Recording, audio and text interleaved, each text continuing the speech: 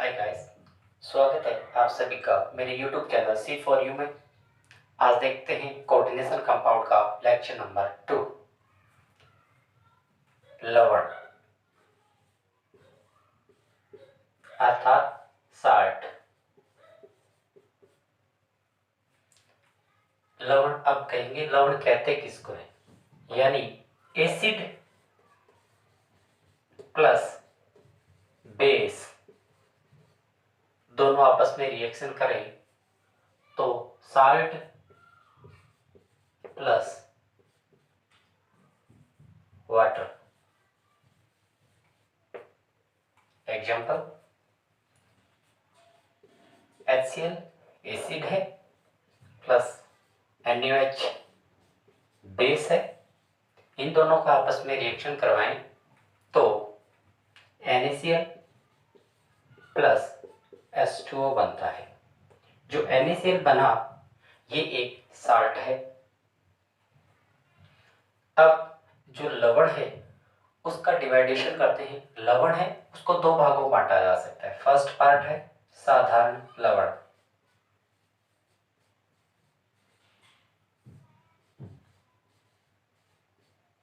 साधारण लवण या कह सकते हैं नॉर्मल साल्ट। सेकंड कह सकते हैं योगात्मक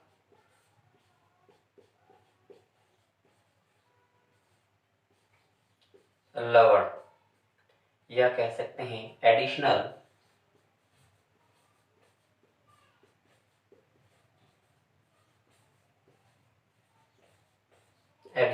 साल्ट। साधारण लवण, साधारण लवण से अभिप्राय है कि ऐसा साल्ट होगा जिसके अंदर एक पॉजिटिव आयंस और एक क्या होगा, नेगेटिव आयंस। जैसे एग्जांपल्स NaCl, KCl, CuSO4 आदि। इन सभी में एक पॉजिटिव आयन और एक negative, positive negative positive negative ion है। तो इन सारों को हम कहेंगे नॉर्मल साल्ट या साधारण लवण कहते हैं। अब बात आती है योगात्मक। योगात्मक या एडिशनल। योगात्मक का मतलब है कि जो साधारण लवण है उनकी संख्या लेंगे दो या दो से अधिक, यानी दो या दो से अधिक साधारण लवणों को उनके आणविक अनुपात में मिश्रित करके उसे वाष्पित किया जाए और वाष्पन के उपरांत जब उनको ठंडा किया जाए तो हमें नई स्टोइकियोमेट्री पदार्थों के क्रिस्टल प्राप्त होते हैं। उनको हम योगात्मक लवण या योगात्मक कंपाउंड कहते हैं। क्या मतलब हो, कह सकते हैं कि वे यौगिक जिनमें दो या दो से अधिक, वे यौगिक जिनमें दो या दो से अधिक साधारण लवणों को क्या किया जाता है, मिलाया जाता है, यानी आपस में मिश्रित कर दिया, फिर उनको क्या किया, वाष्प में कन्वर्ट किया गया। वाष्प में कन्वर्ट करने के उपरांत हमें नई स्टोइकियोमेट्री पदार्थों के क्या प्राप्त होते हैं, क्रिस्टल प्राप्त होते हैं। उनको हम एडिशनल साल्ट या योगात्मक लवण या योगात्मक यौगिक कहते हैं। जैसे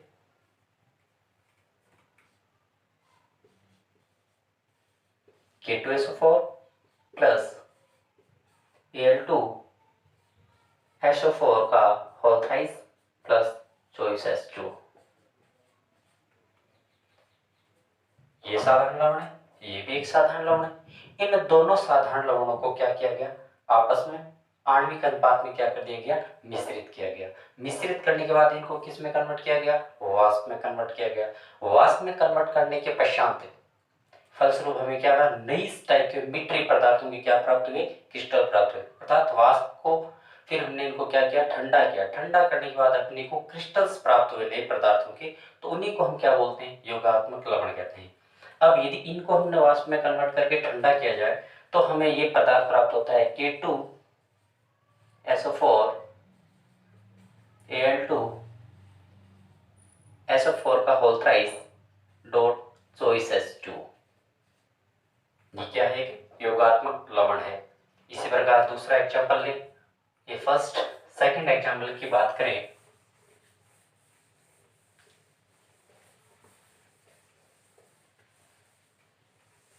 सेकंड एग्जांपल की बात करें तो कह सकते हैं मोर लवण, दूसरा कह सकते हैं मोर लवण।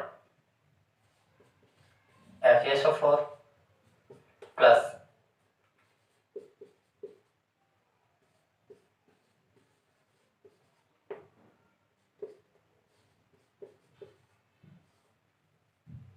FeSO4 NH4 का होल ट्वाइस SO4 6H2, इसको हम क्या बोलते हैं, मोर लवण।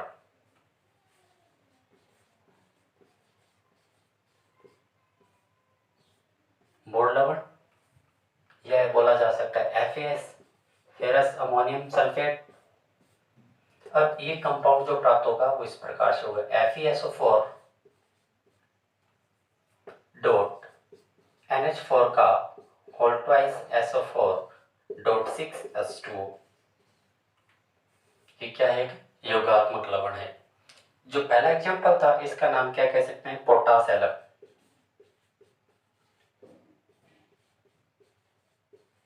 या साधारण भाषा में कहें तो इसको क्या कहते हैं, फिटकरी, फिटकरी या पोटास एलम। तीसरा एग्जांपल लें तो ले सकते हैं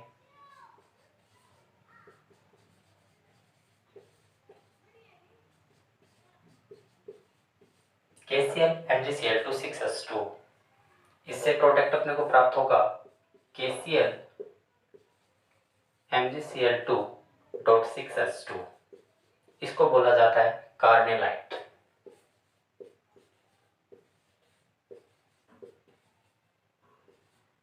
कार्नेलाइट। और एग्जांपल कहें तो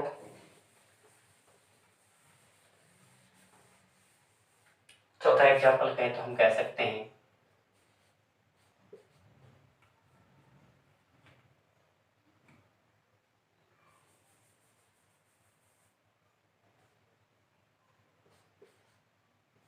K4FeCl का होल 6। ये भी क्या है, योगात्मक लवण है। पांचवा एग्जांपल कहें तो क्या कह सकते हैं,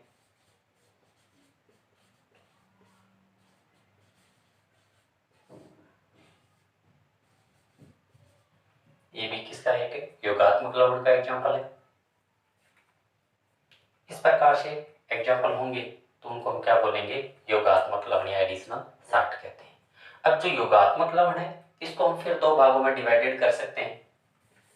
पहला पार्ट आता है उसको कहते हैं द्विक लवण।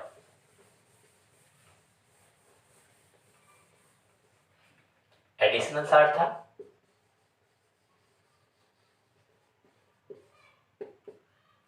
एडिशनल साल्ट, इस एडिशनल साल्ट को हमने दो भागों में डिवाइडेड कर दिया।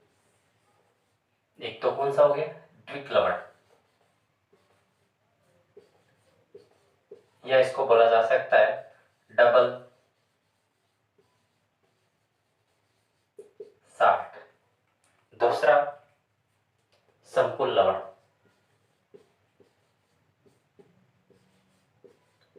या इसको बोला जा सकता है कॉम्प्लेक्स साल्ट। दूसरा नाम और बोलें तो इसको बोला जा सकता है जालक लवण, और इसको बोला जा सकता है उपसहसंयोजक लवण।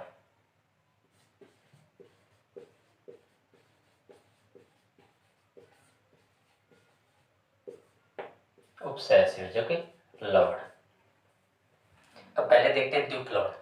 द्विक लवण जैसे नाम से पता चला, द्विक मतलब दो होते हैं, एंड डबल साल्ट मतलब दो साधारण लवण मिलकर बनाएंगे किसको, द्विक लवण को बनाएंगे। जैसे K2SO4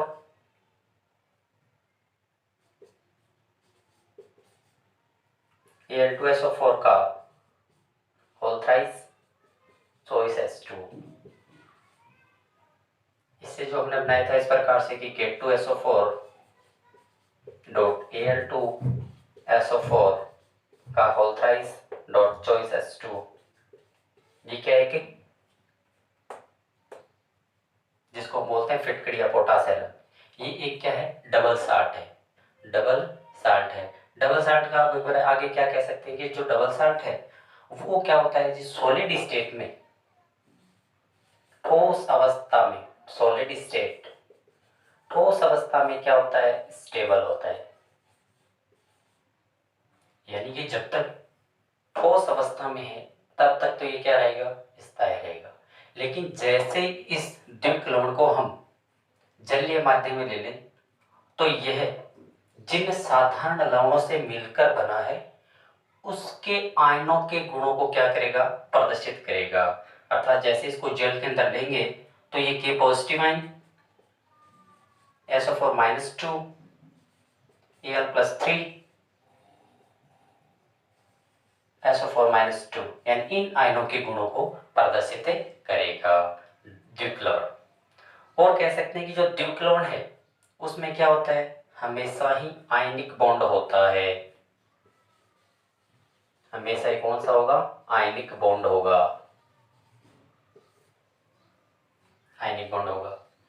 तीसरी बात कहें तो कह सकते हैं जो द्विक लवण है उसमें हमेशा दो तो पॉजिटिव, दो तो क्या होते हैं, कह सकते हैं दो तो धनायन व एक क्या होता है, ऋणायन। इसमें जैसे एक पॉजिटिव आयन दूसरा पॉजिटिव, दो तो धनायन और एक क्या होता है, नेगेटिव आयन। नेगेटिव आयन वो क्या होता है, द्विक लवण या जालक लवण या डबल साल्ट कहलाता है। अब देखते हैं संकुल लवण।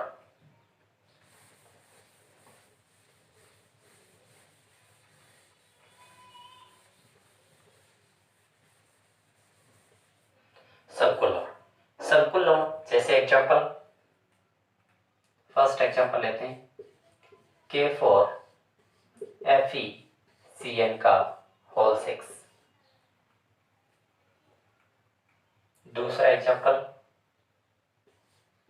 CONH3 का होल 5 BrSO4।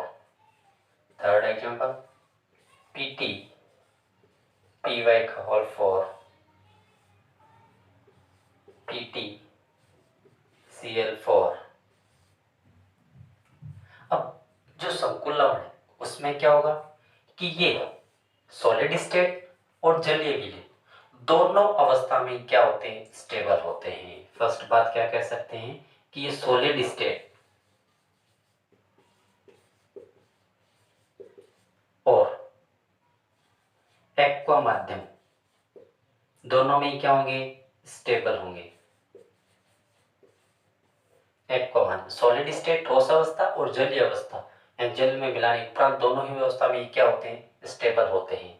जैसे यदि ये जो एग्जाम्पल ले रहे हैं हम, इस एग्जाम्पल में कह सकते हैं यदि इसको जल में हम घोलेंगे, हम जैसे इसको जल में घोलेंगे तो क्या तो कह सकते हैं पॉजिटिव आयंस प्राप्त होंगे, प्लस साथ में हमें क्या प्राप्त होगा, FeCN का होल 6 -4 ये प्राप्त होगा। जैसे इसको जल में डाला तो ये जो संकुल है, इस संकुल में जो आयन है वो अपना गुण प्रदर्शित नहीं करेंगे, अर्थात Fe+2 व Cn- के गुण को प्रदर्शित नहीं करेगा। इसलिए सॉलिड स्टेट और जलीय अवस्था दोनों में क्या होते हैं, स्टेबल होते हैं। दूसरी बात, जो संकुल लवण है उसके अंदर आयनिक बॉन्ड हो भी सकता है और नहीं भी, लेकिन उपसहसंयोजक बंध अवश्य उपस्थित होगा। जैसे ये वाला एग्जांपल है, इस एग्जांपल में कह सकते हैं जो K4 और FeCN का होल 6 है, इसमें का आयनिक और उपसहसंयोजक, इसके अंदर जो बॉन्ड है वो तो कौन सा हो जाएगा, कोऑर्डिनेशन बॉन्ड, और इसमें कौन सा हो जाएगा, आयनिक बॉन्ड। इसमें भी यही है, एक आयन में टूटेगा एक संकुल में टूटेगा, लेकिन इसके अंतर्गत एक संकुल धनायन और एक संकुल ऋणायन होगा। मतलब इसके अंदर जैसे एग्जांपल दूसरे की बात करें कि NiCO का होल 4 है, इसके अंदर केवल क्या होंगे, उपसहसंयोजक ही बॉन्ड होगा, आयनिक बॉन्ड नहीं होगा। इसलिए कह सकते हैं कि जो संकुल लवण है उसके अंतर्गत आयनिक बॉन्ड हो भी सकता है और नहीं भी, लेकिन उपसहसंयोजक बंध अवश्य उपस्थित होगा। तीसरा पॉइंट बात करें। तीसरा पॉइंट हम कह सकते हैं जो संकुल लवण है या जो कॉम्प्लेक्स साल्ट है वो हमेशा एक धनायन या कह सकते हैं एक साधारण धनायन और एक संकुल ऋणायन का निर्माण, या एक संकुल धनायन और एक साधारण ऋणायन, या एक संकुल धनायन और एक संकुल ऋणायन का निर्माण करते हैं। इन्हीं को हम क्या बोलते हैं, संकुल लवण। जैसे इसकी बात की तो इसमें क्या टूटना है, एक तो पॉजिटिव है इसमें और एक आयरन वाला है, ये जो संकुल है इस पे क्या आएगा, नेगेटिव आएगा। इसमें इस सारे कॉम्प्लेक्स में इसमें तो क्या आएगा, नेगेटिव, और इस पे तो क्या आएगा, पॉजिटिव, और इस पे क्या आएगा, केवल नेगेटिव। और इस पे क्या आएगा, इस एक पे तो क्या आएगा, पॉजिटिव चार्ज, और इस एक पे क्या आएगा, नेगेटिव चार्ज आएगा। तो इसलिए कह सकते हैं जो संकुल लवण है उसमें एक साधारण धनायन और एक संकुल ऋणायन, और एक संकुल धनायन और एक साधारण ऋणायन, या एक संकुल धनायन और एक संकुल ऋणायन का निर्माण होता है। अब दोनों में अंतर देख लेते हैं।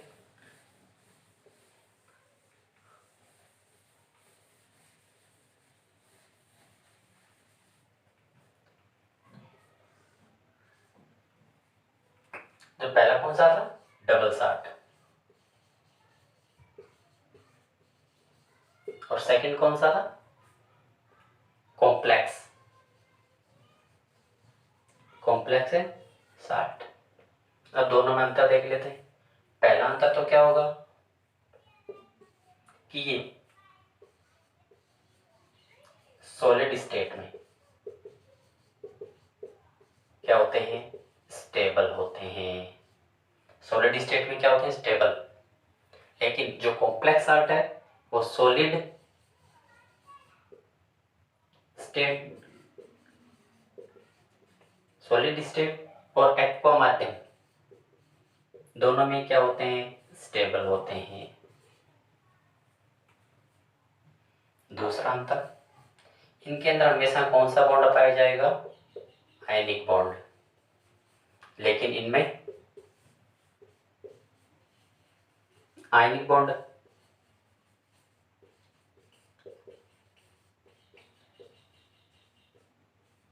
हो भी सकता है और नहीं भी, लेकिन उपसहसंयोजक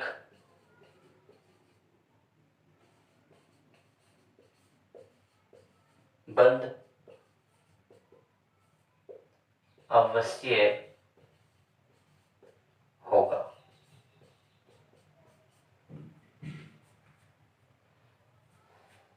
तीसरा डिफरेंस करें तो तीसरे डिफरेंस में हम कह सकते हैं जो डबल साल्ट है उसके अंदर हमेशा, जो डबल साल्ट है उसमें हमेशा क्या होगा, एक तो धनायन और एक क्या होगा, ऋणायन। यानी दो तो क्या हो गए, धनायन, और एक क्या होगा, ऋणायन। जबकि जो कॉम्प्लेक्स है उसके अंदर क्या होगा, कॉम्प्लेक्स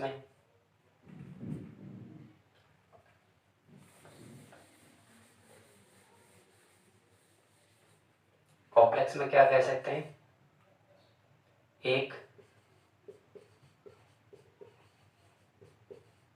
साधारण धनायन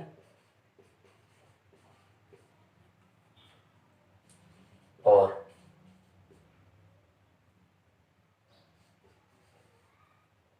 एक साधारण धनायन और एक संकुल आयन, एक संकुल आयन या ऋणायन, संकुल ऋणायन। दूसरा क्या हो सकता है, संकुल धनायन,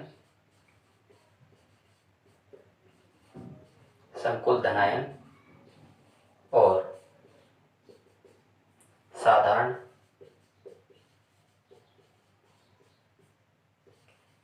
ऋणायन। तीसरा तीसरा कह सकते हैं संकुल धनायन और संकुल